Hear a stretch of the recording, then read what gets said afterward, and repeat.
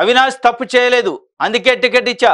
వివేకాన్ని చంపిందెవరో జిల్లా ప్రజలకు తెలుసు. పులివెందుల నా ప్రాణం. జగన్ నామినేషన్. మంచి మనసు, మాట తప్పకపోవడం, బెదిరింపులకు లొంగకపోవడం మన కల్చర్. టీడీపీ మాఫియాని ఎదిరించింది పులివెందుల బిడ్డలే అని సీఎం జగన్మోహన్ రెడ్డి ఒక కొటేషన్. మంచి మనసు, మాట తప్పకపోవడమే పులివెందుల కల్చర్. మన కల్చర్ అంటే మన కల్చరు. బెదిరింపులకు లొంగకపోవడం మన కల్చర్. టీడీపీ మాఫియాని ఎదిరించింది కూడా ఈ పులివెందుల బిడ్డలే అని చెప్పి ఆయన చెబుతున్న పరిస్థితి. అవినాష్ తప్పు చేయలేదు, అందుకే టికెట్ ఇచ్చాను. పదే పదే వైఎస్ సునీత గారు, ఏపీ పిసిసి అధ్యక్షురాలు, అదే వైఎస్ షర్మిల గారు, అదేవిధంగా వైఎస్ వివేకానంద రెడ్డి గారు కూతురు వైఎస్ సునీత గారు పదే పదే అవినాష్ రెడ్డి హత్య చేసిండు వివేకానంద రెడ్డిని, ఆయనకు టికెట్ ఎట్లా ఇస్తారు, హత్యలు చేసిన వ్యక్తులకి, దోషులకు టికెట్ ఎట్లా ఇస్తారని చెప్పి పదే పదే అంటే దానిపైన నిన్న క్లారిటీ ఇచ్చారు.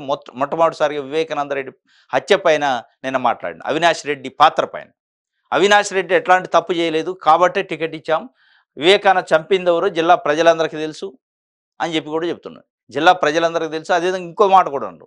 వైఎస్ వివేకానంద రెడ్డి గారికి రెండో వివాహం అయిందా లేదా, రెండో వివాహం అయి పిల్లలు ఉన్నారా లేదా, ఆ విషయాలు మాట్లాడండి. దాని తర్వాత వైఎస్ వివేకానంద రెడ్డి హత్య జరిగిన రోజు మొట్టమొదటిసారి అవినాష్ రెడ్డికి ఫోన్ చేసింది ఎవరు, అక్కడికి వెళ్ళవని చెప్పింది ఎవరు, ఇట్లాంటి విషయాల్ని, చాలా కీలకమైన విషయాలను నిన్న కామెంట్ చేశారు జగన్మోహన్ రెడ్డి గారు. అంటే రెండో వివాహం వల్ల, రెండో వివాహానికి వచ్చిన సంతానం వల్ల ఆ సంతానానికి ఆస్తి పంపిణీ చేస్తా అని వైఎస్ వివేకానంద రెడ్డి గారు చెప్పినందువల్ల, ఆయన అల్లుడు కూతురు దానికి అబ్జెక్షన్ చెప్పినందువల్ల ఈ ఇష్యూ జరిగింది అనేది కొంత చర్చ జరుగుతుంది. కాబట్టి ఆయన అదే అడుగుతుండు, రెండో వివాహం జరిగిందా లేదా, జరిగితే పిల్లలు ఉన్నారా లేదా, ఆ విషయాలు మీకు తెలుసా లేదా.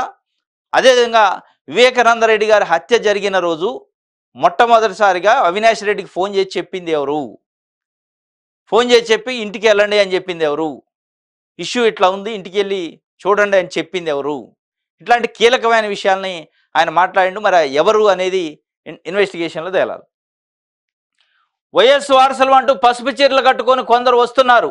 వైఎస్ఆర్ చేతులు కలిపిన వీళ్ళ ఆయనకు వారసులు. ఆ మహానేతకు వారసులు ఎవరో చెప్పాల్సింది ప్రజలే. వైఎస్ఆర్ కీర్తి ప్రతిష్టలను చెరిపేయాలని చూస్తున్నారు.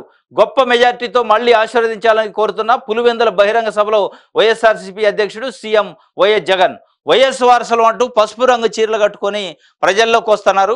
పసుపు రంగు చీరలు మీన్స్ తెలుగుదేశం పార్టీ రంగు అనేది. అంటే పసుపు రంగు చీర కట్టుకోవాలా లేదనేది వాళ్ళ ఇష్టం, కానీ తెలుగుదేశం పార్టీ ముసుగులో వస్తున్నారని దాని అర్థం. తెలుగుదేశం పార్టీ ప్రొవోకేట్ చేస్తే, తెలుగుదేశం పార్టీ ప్రోత్సహిస్తే వాళ్ళ యొక్క స్క్రిప్ట్ ప్రకారం, వాళ్ళ డైరెక్షన్ ప్రకారం వస్తున్నారు అనే మీనింగ్ చెప్పడం కోసం పసుపు రంగు చీర కట్టుకొని ప్రజల్లోకి వస్తున్నారు అని చెప్పారు. అంటే పసుపు రంగు కట్టుకోవద్దని కాదు దాని అర్థం.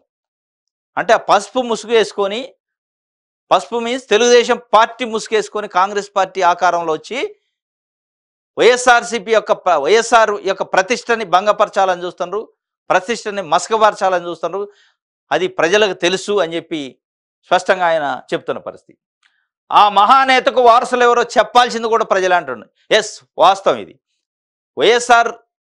వైఎస్ రాజశేఖర రెడ్డి గారికి వారసులు ఎవరు అనేది బయలాజికల్గా షర్మిల గారు వారసులు కావచ్చు, జగన్మోహన్ రెడ్డి గారు ఇద్దరు ఉండొచ్చు. కానీ రాజకీయంగా ఆయన యొక్క సిద్ధాంతాలు, ఆయన యొక్క లక్ష్యాలు, ఆయన యొక్క ఆలోచనల్ని అమలు చేసే కార్యక్రమం ఎవరు చేస్తున్నారు అనేది ఇలా ప్రజలు తెలపాలి. 2024 ఎన్నికల్లో ప్రజలిచ్చే తీర్పే రాజశేఖర రెడ్డి గారికి వారసులు ఎవరు, రాజకీయంగా రాజశేఖర రెడ్డి గారి లక్ష్యాలని, రాజశేఖర రెడ్డి గారి యొక్క ఆలోచనని అమలు చేసేది ఎవరు అనేది 2024లో కడప, పులివెందుల్లో వచ్చే రిజల్ట్ని బట్టి, రాష్ట్ర వ్యాప్తంగా వచ్చే రిజల్ట్ని బట్టి మనకు అర్థమైంది.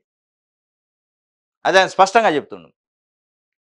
వైఎస్ఆర్ కీర్తి ప్రతిష్టలను చెరిపేయాలని చూస్తున్నారు.